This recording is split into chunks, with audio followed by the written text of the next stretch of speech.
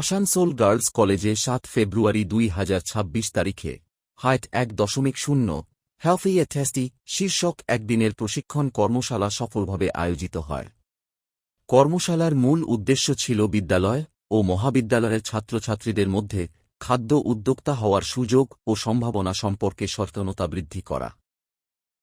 কলেজের পুষ্টি বিভাগ এই কর্মশালার আয়োজন করে একাকের তত্ত্বাবধানে নশন কলেজ ক্যাম্পাস, দুর্গাপুরের ডিপার্টমেন্ট অফ ডায়েটেটিক্স অ্যান্ড নিউট্রিশনের সহযোগিতায় এবং ইনস্টিটিউশন ইনোভেশন কাউন্সিল ও রিসার্চ ডেভেলপমেন্ট সেলের দিক নির্দেশনায়। কর্মশালার প্রধান বক্তা প্রফেসর দেবাশিস দে, বিজ্ঞানী ও সামাজিক উদ্যোক্তা, খাদ্য উদ্যোক্তার মৌলিক দক্ষতা, স্টার্টআপের সুযোগ, ফসে লাইসেন্সিং, ব্র্যান্ডিং ও খাদ্য ব্যবসার টেকসই উন্নয়ন নিয়ে আলোচনা করেন। তিনি শিক্ষার্থীদের ছোট খাদ্য ভাবনাকে বাস্তব ব্যবসায় রূপ দেওয়ার দিক নির্দেশও দেন। অনুষ্ঠানের সূচনা করেন একাক সমন্বয়ক ড বীরু রাজক।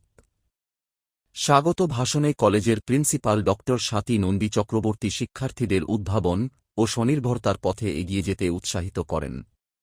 কর্মশালার সমন্বয়কের দায়িত্বে ছিলেন অর্ণব চ্যাটার্জি। অনুষ্ঠানের অন্যতম আকর্ষণ ছিল student innovation food stall challenge. প্রায় ৩০টি পুষ্টিকর ও সৃজনশীল খাদ্য স্টলে শিক্ষার্থীরা তাদের উদ্ভাবনী খাদ্য পণ্যের প্রদর্শন করেন। তুলসী রানী স্কুল ও ডিপিএস আসানসোল সহ বিভিন্ন বিদ্যালয়ের ছাত্রছাত্রীরা অংশগ্রহণ করে। মোট ২০০রও বেশি রেজিস্ট্রেশন এই কর্মশালার সাফল্যকে তুলে ধরে। ইন্টারঅ্যাক্টিভ সেশন ও মেন্টরিংয়ের মাধ্যমে কর্মশালার সমাপ্তি ঘটে, যা শিক্ষার্থীদের কাছে এক বাস্তবমুখী ও অনুপ্রেরণামূলক অভিজ্ঞতা হয়ে ওঠে। আজকে আমাদের যে অনুষ্ঠানটা সেটা হচ্ছে হেলদি ইয়েট টেস্টি।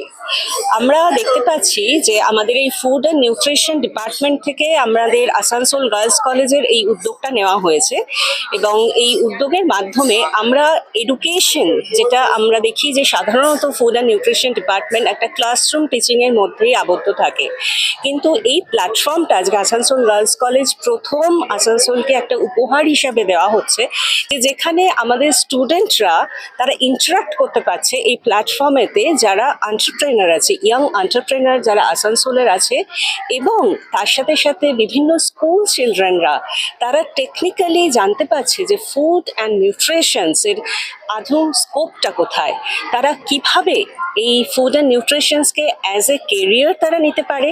এবং এর সাথে সাথে আমরা কিন্তু প্রত্যেকেই সুস্থভাবে বাঁচতে চাই। আমাদের এই সময় দাঁড়িয়ে আমরা দেখতে পাচ্ছি যে ডিফারেন্ট রিজনেতে আমরা কিন্তু প্রচণ্ড লাইফস্টাইল একটা ম্যানেজমেন্ট ভীষণভাবে দরকার, যেখানে আমরা বারবার শুনছি অর্গানিক ফার্মিংয়ের কথা, অর্গানিক ফুডের কথা, হার্বাল ফুডের কথা। এই আসানসোলেরতেই আমাদের অনেক কিন্তু স্টেক হোল্ডারকে আমরা একটা আমব্রেলার তলায় আমরা আনবার চেষ্টা করেছি, যেখানেতে এই ধরনের আমরা নলেজ শেয়ারিংটা পসিবল হবে। সুতরাং আজকে ফুড অ্যান্ড নিউট্রিশনস থেকে যে শুধু ডায়েটিশিয়ানস হওয়া যায় বা ডায়েট্রিক্স অর দ্য নিউট্রিশনিস্টই হওয়া যাচ্ছে তা নয়, তারা কিন্তু এন্টারপ্রেনারও হতে পারে। তাদের যদি পরবর্তীকালে যদি সেটা ইচ্ছে থাকে, সেটা কিন্তু অ্যাজ এ কেরিয়ার নিতে পারে। এই হেলদি ইয়েট টেস্টের মাধ্যমে আমাদের আরও একটা অ্যাঙ্গেল আছে, যেখান থেকে আমরা দেখতে পাচ্ছি যে এই সময় দাঁড়িয়ে আমাদের কিন্তু ডায়াবেটিক্স একটা মহামারী।